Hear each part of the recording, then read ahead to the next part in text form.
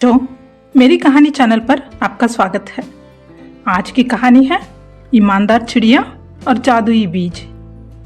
हरे भरे जंगल के बीच एक छोटी सी चिड़िया रहती थी। वो गरीब थी लेकिन मेहनती और ईमानदार भी थी। हर सुबह सूरज की पहली किरण के साथ वे खाने की तलाश में उड़ जाती और शाम होते ही अपने छोटे से घोंसले में लौट आती। लेकिन जंगल में सभी पक्षी इतने ईमानदार नहीं थे, खासकर मैना, जो बहुत चालाक और लालची थी। वे हमेशा दूसरों को बेवकूफ बनाकर अपना काम निकालने की कोशिश करती। एक दिन चिड़िया एक घने आम के पेड़ के नीचे दाना खोज रही थी। तभी उसकी नजर एक छोटे से सुनहरे बीज पर पड़ी। ये बीज हल्की सी चमक बिखेर रहा था और उसमें से एक मीठी खुशबू भी आ रही थी। ये बीज कितना अजीब है, चिड़िया ने सोचा। जैसे ही उसने उसे अपनी चोंच में उठाया, उसे हल्की सी गर्माहट महसूस हुई। ऐसा लगा मानो ये बीज किसी जादुई शक्ति से भरा हो।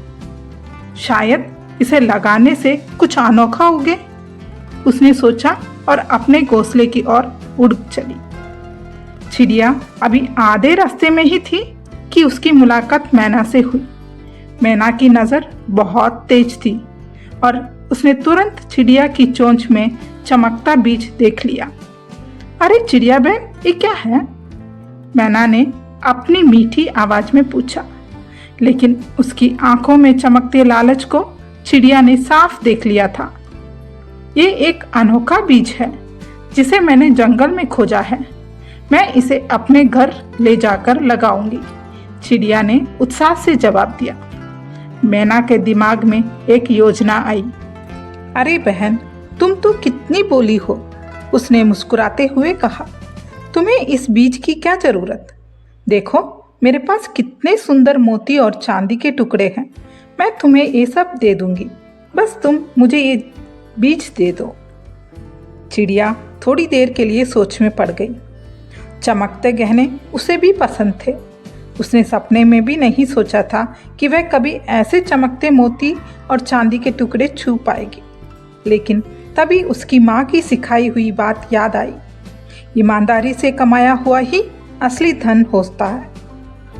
उसने बीज को और मजबूती से पकड़ लिया और कहा, नहीं मैना बहन, गहने देखने में सुंदर हैं, लेकिन वो मेरे और मेरे दोस्तों के पेट नहीं भर सकते। ये बीज जरूर कोई बड़ा चमत्कार करेगा। मैना ने उसे बहुत मनाने की कोशिश की, लेकिन चिड़िया ने मना कर दिया और उड़कर अपने घोंसले में चली गई।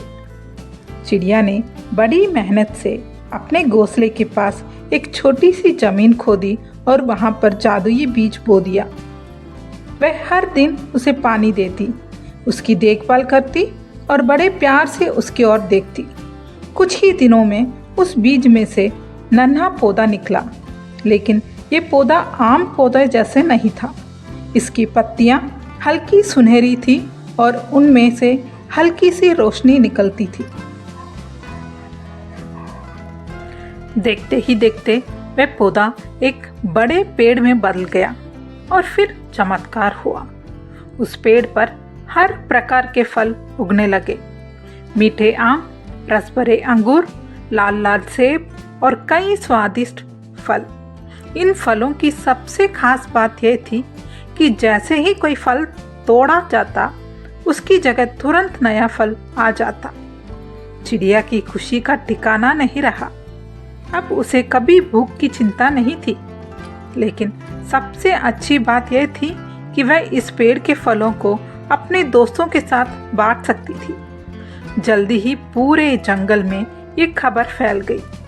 तोते, बुलबुल, कोयल, कबूतर सभी इस पेड़ के पास आते और अपना पेट भरते। ये पेड़ पूरे जंगल के लिए एक वरदान बन गया था।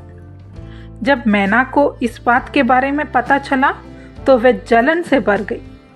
उसने पछतावे के साथ सोचा, काश मैंने वो बीज अपने पास रखा होता।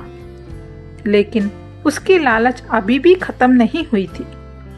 वह चिड़िया के पास आई और अपनी सबसे मीठी आवाज में बोली, चिड़िया बहन, तुम्हारा ये पेड़ कितना अद्भुत है। क्या तुम मुझे एक बीज दे सकती हो? मैं भी अपने घोंसले के पास ऐसा ही पेड़ लगाना चाहती हूँ। चिड़िया समझ गई कि मैना अब भी चालाकी करने की कोशिश कर रही थी। मैना बहन, इस पेड़ का कोई बीज नहीं है। ये सिर्फ मेहनत, ईमानदारी और परोपकार से उगाया जा सकता है। मैना ने पेड़ के नीचे खड़े होकर एक फल तोड़ने की कोशिश की, लेकिन जैसे ही उसने फल को पकड़ा वह गायब हो गया। ये पेड़ सिर्फ उन पक्षियों को फल देता था जो सच्चे दिल से मेहनत करते थे।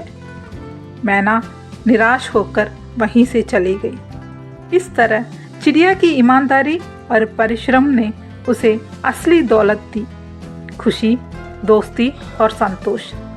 दूसरी ओर मैना को समझ आ गया कि लालच और चालाकी से कुछ भी हासिल नहीं होता।